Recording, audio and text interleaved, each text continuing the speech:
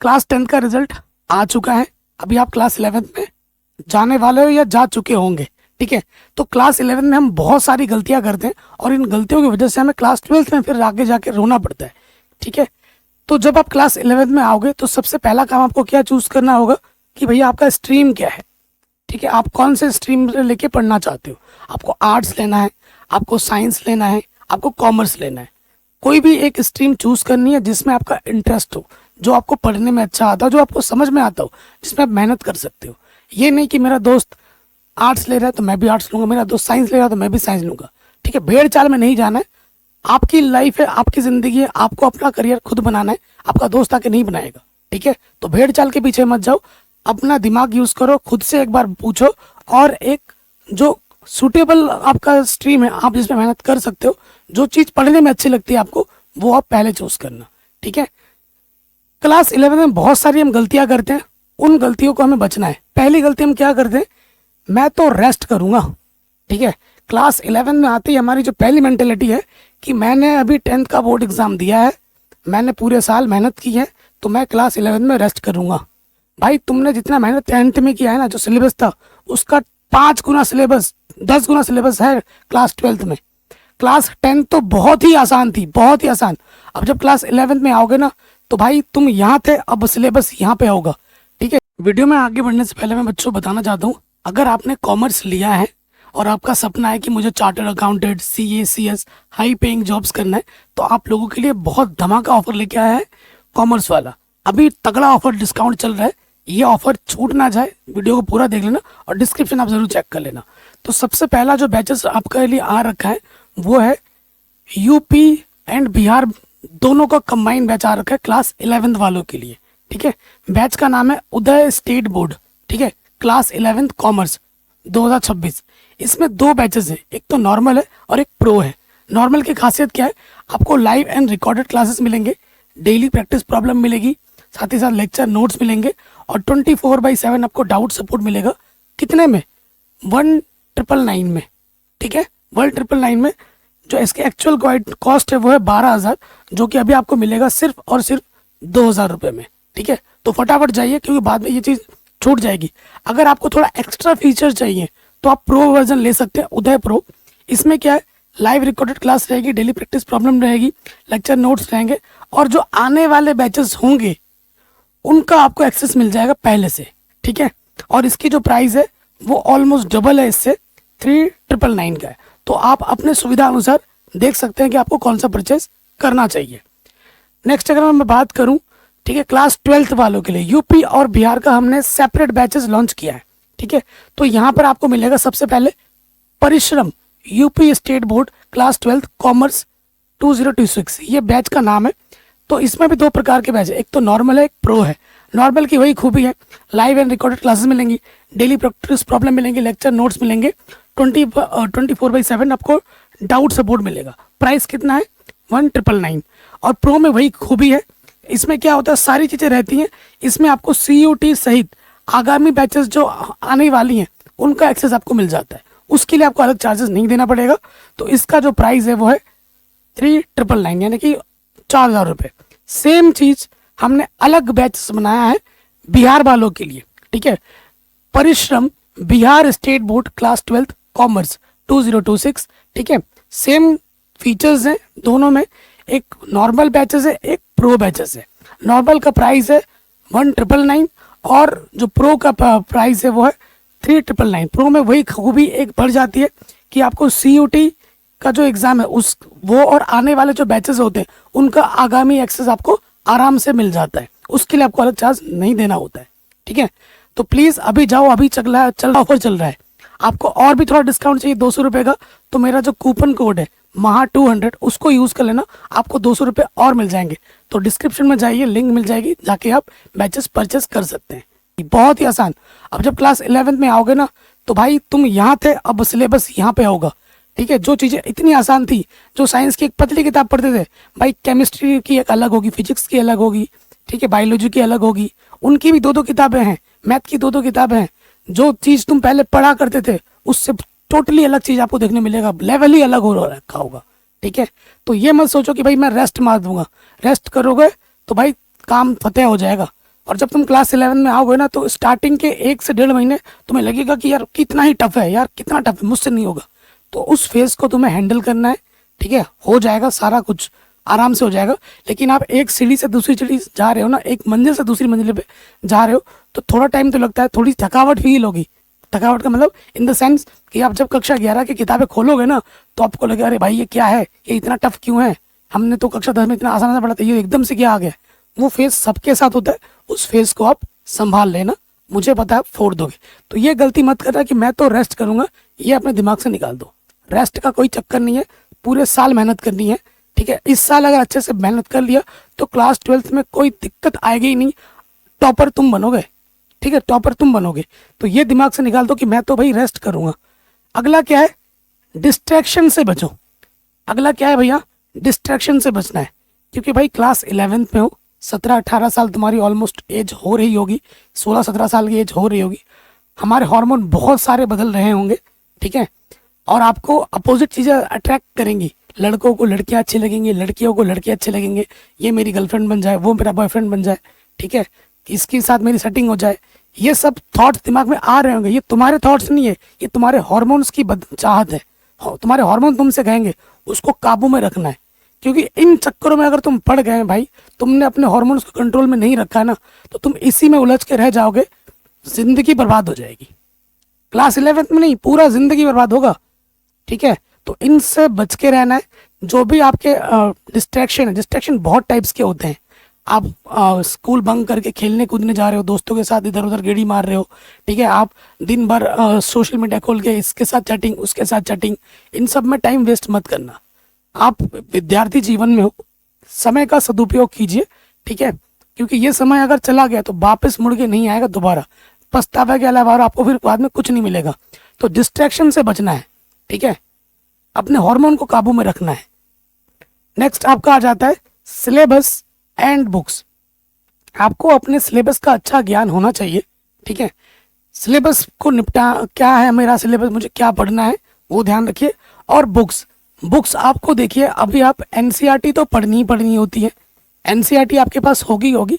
साथ ही साथ जब हम क्लास 11-12 में होते हैं, ठीक है, जब हम क्लास 11-12 में होते हैं तो हमें क्या करना होता है, और उसके साथ साथ हमें कुछ रेफरेंस बुक भी लेनी होती है, ठीक है। रेफरेंस बुक भी हमें लेनी होती है, ठीक, रेफरेंस लिख दिया था मैंने, रेफरेंस बुक होती है। जैसे कुछ सहायक पुस्तिकाएं हमें लेनी होती है, क्योंकि एनसीईआरटी में लिमिटेड होता है, पतली सी किताब होती है।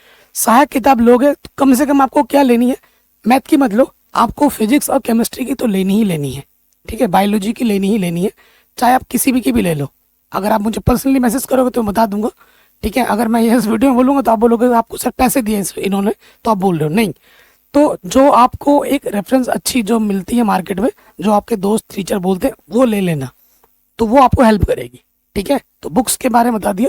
हिंदी, इंग्लिश, बाकी जो सब्जेक्ट है उसके लिए सिर्फ एनसीईआरटी पढ़ो, वो मोर देन इनफ है, ठीक है। मैथ के लिए बस एनसीईआरटी पढ़ो, मोर देन इनफ है। लेकिन फिजिक्स, केमिस्ट्री, बायोलॉजी के लिए सहायक पुस्तिका जरूर लेनी ही लेनी है, ये तुम्हें कोई नहीं बोलेगा जो मैं बोल रहा हूँ। अगले टॉपिक पे हम आ जाते हैं, संगति। अगला क्या है, संगति। भाई इस टाइम पे ना सबसे बड़ा इम्पैक्ट आपको डिस्ट्रैक्शन से भी ज्यादा ये संगति करता है, ठीक है। एक अच्छा माहौल आपको संवार सकती है और एक बुरा माहौल आपको बहुत बिगाड़ सकती है, ठीक है। तो जो आप दोस्त बना रहे हो, वो दोस्त कैसे हैं बहुत मैटर करता है, ठीक है। अच्छे दोस्त बनाना। अगर कोई तो दोस्त बोलता है अरे छोड़ यार आज स्कूल नहीं जाएंगे, आज स्कूल बंक करते हैं, आज क्लास बंक करते हैं, यहाँ जाते हैं, तो ऐसे दोस्तों से बच के रहना। वो तो साले डूब रहे हैं, तुम्हें भी लेके डूबेंगे। कोई तो दोस्त तुम्हें अगर बोले ना कि ये चैप्टर टफ है, ये चैप्टर टफ है, ये टॉपिक टफ है, इससे मुझसे नहीं हो रहा था, तुझसे भी नहीं होगा, तो भाई संगति का इम्पैक्ट पड़ता है हम पे, 40% 50% बढ़ जाता है। कोई दोस्त तुम्हारे दिमाग में डाल रहा है ना कि भैया ये चैप्टर टफ है, टफ है, टफ है, बिना पढ़े, तुमने अभी पढ़ा भी नहीं है, तुमने देखा भी नहीं है, और उसने बोल दिया टफ है, तो तुम्हारा दिमाग पहले से ही मान लेगा कि टफ है। और जब तुम पढ़ने बैठोगे ना तो तुम्हारे दिमाग में चल रहा है कि टफ है, और तुम उसको अज्यूम कर लोगे, जो आसान है उसको तुम टफ मान के चल रहे हो, तो तुम्हें टफ ही लगेगा। वास्तविकता में कोई भी चीज़ टफ है ही नहीं।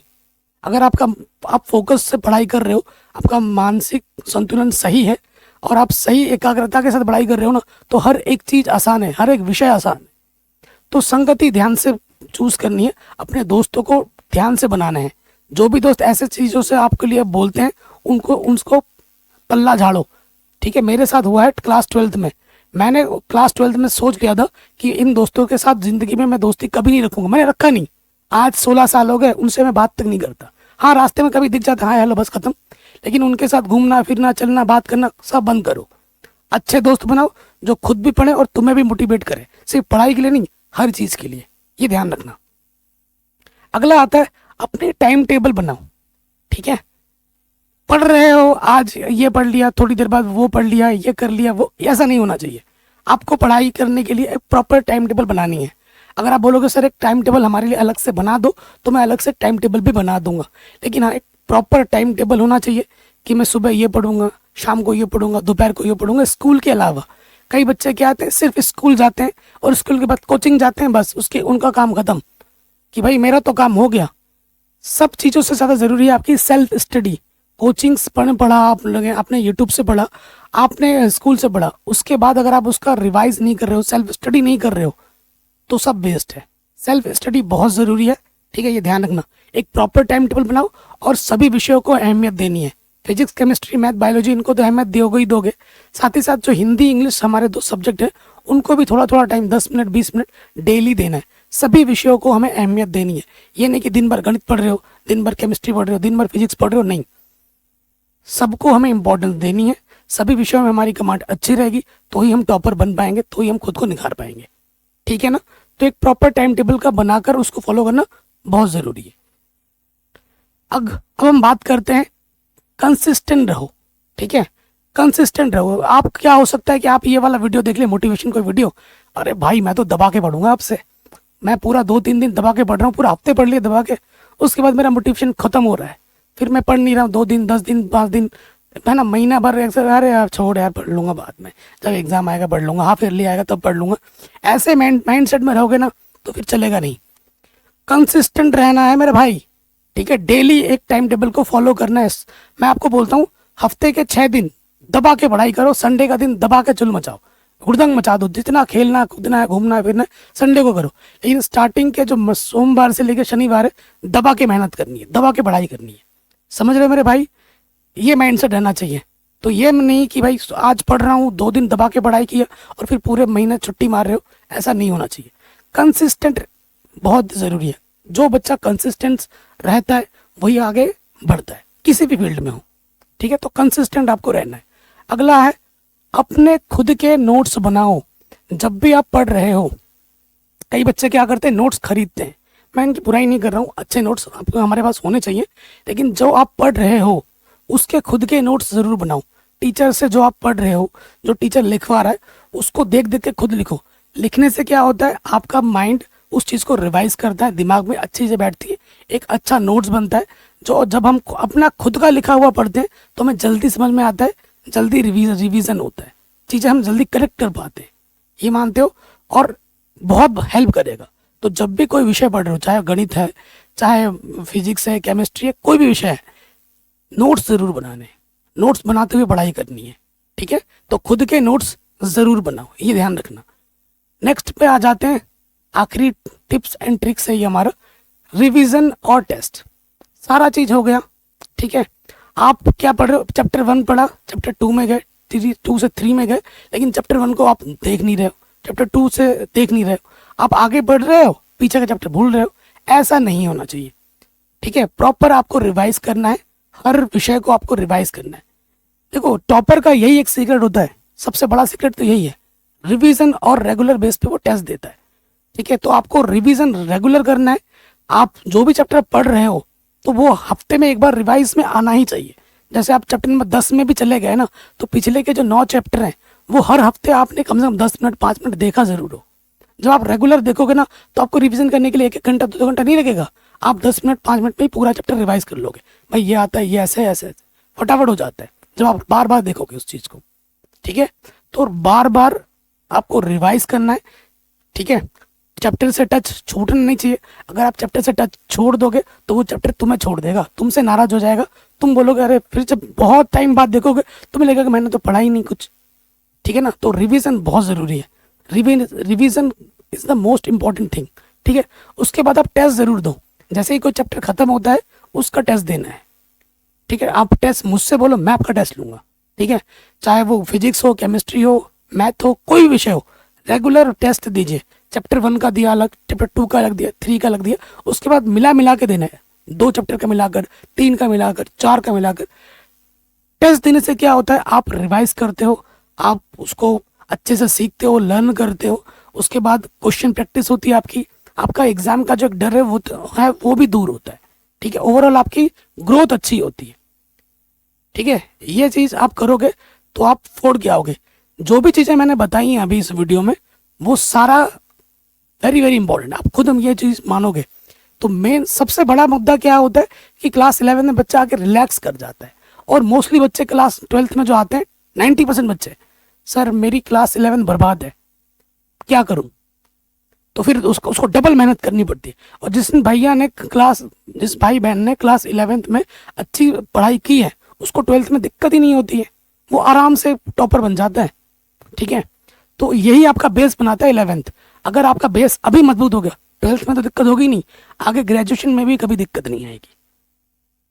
ठीक है, तो प्लीज प्लीज अच्छे से पढ़ाई कीजिए और ये दिमाग से निकाल दो कि मैं रेस्ट करूंगा, मैं रिलैक्स हो जाऊंगा। रिलैक्स तो होना ही नहीं है, और मेहनत करनी है। 10th में जितना मेहनत करते थे, उससे दुगना मेहनत अभी इस साल करना है।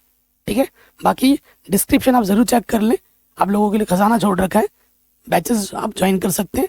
अगर आप 11th में हैं, अगर आप 12th में, अगर कोई बच्चा आपका जाने वाला है, आपका कोई दोस्त बंधु, तो उसे भी ज़रूर बताएं। जय हिंद।